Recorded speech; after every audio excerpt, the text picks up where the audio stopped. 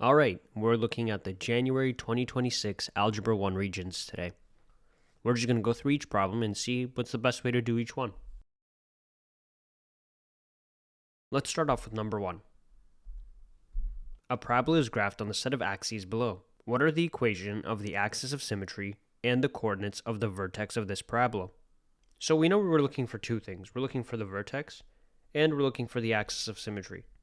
So we know that the vertex is going to be this point right here. And that sits at about, let's zoom in here, 1, 2, 3, 3 on the x, and 1, 2, 3, 4, negative 4 on the y.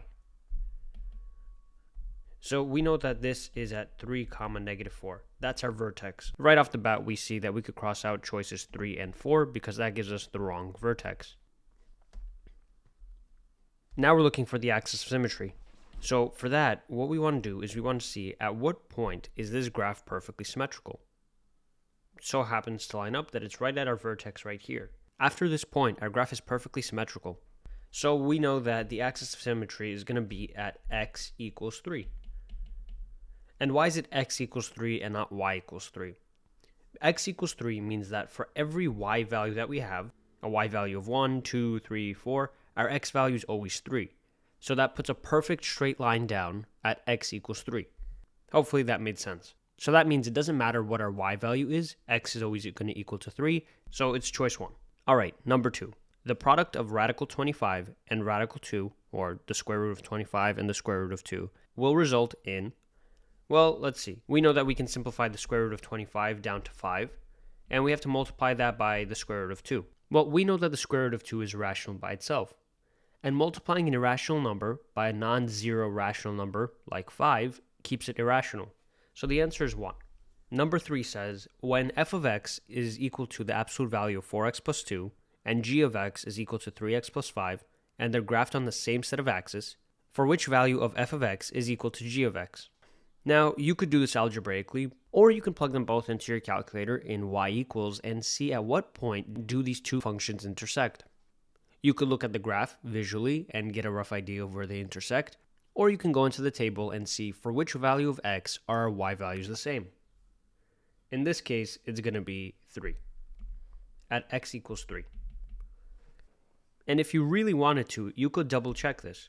So the absolute value of 4 times 3 plus 2 is going to equal to 14, and g of x over here, so 3 times 3 plus 5, is also equal to 14. And 14 equals 14. So these two solutions are equal. So it's choice 3. The expression x squared minus 26x minus 120 is equivalent to... So here they're asking us what's the correct factored form of this expression. We know that when we factor, the numbers inside the parentheses have to add up to this number, the middle term, and they have to multiply to this last number, the last term. So you could factor this yourself, or you could run through the choices to see if we add this number and this number, do we get this? And if we multiply this number by this number, do we get this number? Well, we see here that 4 times negative 30 is negative 120, which is correct. Negative 4 times 30 is negative 120. Negative 20 times 6 is negative 120. And positive 20 times negative 6 is also 120. So we can't rule out any of these choices just yet by that alone. So now we have to see which one of these add up to negative 26. Positive 4 minus 30 is negative 26. So it's choice 1. But we can also go through the other choices. Negative 4 plus 30 is positive 26. So that's not the answer. Negative 20 plus 6 is negative 14. So that's not the answer. And positive 20 minus 6 is positive 14. So that's also not the answer. So it's choice 1. You also could have factored this yourself and you probably would have gotten the same answer, assuming you did it correctly, but it's just up to you which way is faster, factoring it or checking the choices. Alright, let's take a look at number 5. The expression 3 minus 2 times the square root of 5 plus 6 times the square root of 5 is equivalent to... We have some like terms over here. We have this 2 times the square root of 5 and this 6 times the square root of 5. So we can just combine them. But before we combine them, we should take a look at the signs to make sure that we're going to add them up properly. This is negative 2 radical 5. And this is positive 6 radical 5. So when we combine this, negative 2 plus 6, we get 4 radical 5. Then we just bring down this 3. So 3 plus 4 radical 5, that's choice 3. Students were asked to write a polynomial given the following conditions. The degree of the expression is 3, the leading coefficient is 2, and the constant term is negative 6. So what does the degree of the expression mean? The degree means the highest exponent is 3. So highest exponent is 3. The leading coefficient means the number with the highest exponent, or the variable with the highest exponent, that coefficient is going to be 2. So we're going to have something like this, 2x to the power of 3. And the constant term is negative 6. A constant term is a number without a variable. So we're going to have something like 2x cubed, and then a minus 6 by itself. And which one of these choices gives us that? We can go through the choices. Here, the highest exponent is 2, so this can't be it, because we're looking for one with an exponent of 3. Here, the highest exponent is 2 again, so we can cross that out. So we're left with choices 3 and 4, which both have the exponent of 3, or have the highest exponent of 3. So how do we narrow it down? We need a minus 6. Not minus 6x, not minus 6x squared, but just minus 6 by itself. And that gives us choice 4. Alright, number 7. Which graph below represents a function? The easiest way to see if a graph represents a function is doing something called the vertical line test, where we're just going to draw a bunch of vertical lines down the graph and see if each line only hits one point. Right off the bat, we can see that the only graph that passes the vertical line test is graph number 1, but let's go through the choices. Here, this line hits 2 points, so we can rule it out right away. For choice number 3, this line over here hits 2 points, this one and this one. Choice 2 is actually called a step function, or it would be a step function if this over here was an open circle. But we're not going to worry about that right now. Let's go based off of what we have. We have 2 solid circles here and here, or 2 closed circles, I should say. And this line hits both of those solid circles. So we can cross out choice 2. Lastly, choice 4 fails the vertical line test again. It hits here and here, not to mention here and here. So the only one that we're left with is choice 1. The following function models the value of a diamond ring in dollars t years after it's purchased. What was the original price of the ring in dollars? So we have this function over here. We have 500 times 1.08 to the power of t. This should look familiar because it's in the same form as this equation right here. A equals P times 1 plus R to the power of N. This is the annual compound interest formula. And as it turns out, we can also use this formula for the problem that we're doing right now. I'm just going to put it right there. All right. A is your ending value. P is the principal, or the initial value. R is the rate.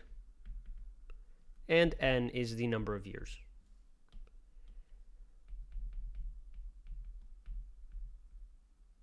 So we see here that this follows this exact formula. Power of t and n mean the same thing here, just t stands for years. Anyway, the question is asking, what was the original price? And original price just means the initial value. So if p represents the initial value, then 500 represents the initial value. Choice 3. Basically what I'm trying to say is, we see that this function over here follows this formula right here. These two formulas line up. And if we know that p represents the initial value, and 500 is where this p would be, then we know 500 is the initial value. Alright, number 9. The formula for the surface area of a cylinder can be expressed as S equals 2 pi r squared plus 2 pi r times h, where r is the radius and h is the height of the cylinder. What is the height h expressed in terms of S, pi, and r? So when they're asking what is the height h, then that means that they're asking us to rearrange this formula so we get h equals. And we see that all of these choices are in h equals, so we have to pick the right one. Now, you could go through the choices and see which one looks correct, or you could just do it yourself, which I recommend doing. So we're just going to rewrite the formula down here. S equals 2 pi r squared plus 2 pi rh. And we want h alone. So we have to do everything we can to get this h alone. The first step is to subtract this 2 pi r squared, because it's like free floating right here. We're just adding it, so doing the opposite of that, subtracting it, would get rid of it on this side. And whatever we do to one side, we have to do to the other. So we're going to have minus 2 pi r squared. I'm just going to go on the next line. Let's write down what we have so far. S minus 2 pi r squared is equal to 2 pi r h. Now we want to get h alone. We're multiplying h by this part right here. So to get rid of it, we have to do the opposite of that. The opposite of multiplication, as you should know by now, is division. So we're going to divide by 2 pi r on both sides. Now this cancels out over here. And we have h equals s minus 2 pi r squared over 2 pi r. And that answer choice is choice 1. It's not too bad. Alright, this one's a fun problem. When solving the following system of equations algebraically, Mason used the substitution method. That's an important piece of information. So we have 3x minus 1 equals 10 and 2x plus 5y equals 1. Which equation could he have used? So take a look at this problem. Which one do you think that Mason substituted for? So it should be pretty obvious that you can get this y alone over here, and then you could substitute that into the other equation, this one right here. But how do we do that? We have 3x minus y equals 10.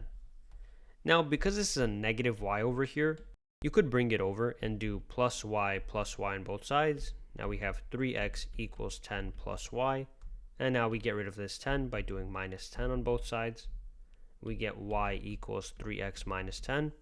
Or if you prefer to move over this 3x, you would still get the same answer. And let me just show you that real quick. If we moved over this 3x by subtracting it from both sides, we'd get negative y equals 10 minus 3x. And because we need a positive y, we would just divide everything by negative 1. And get y equals negative 10 plus 3x. And if we rearrange this over here, we get y equals 3x minus 10, which is the same thing. It's up to you to see which one's easier to do. It's asking which equation could Mason have used to substitute. So now that we got y alone over here, we can plug it into this equation over here. And we'd get 2x plus 5, and instead of y, we're going to put 3x minus 10.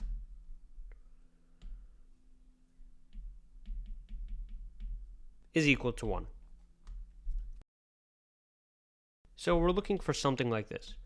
2x plus 5 times 3x minus 10 equals 1. And we could quickly scan through the answers. It's not choice 1, it's not choice 2, it's not choice 4, but it is choice 3. It's exactly what we have written here. 2x plus 5 times 3x minus 10 times 3x minus 10 is equal to 1. Alright, that was a fun one. Let's go on to number 11.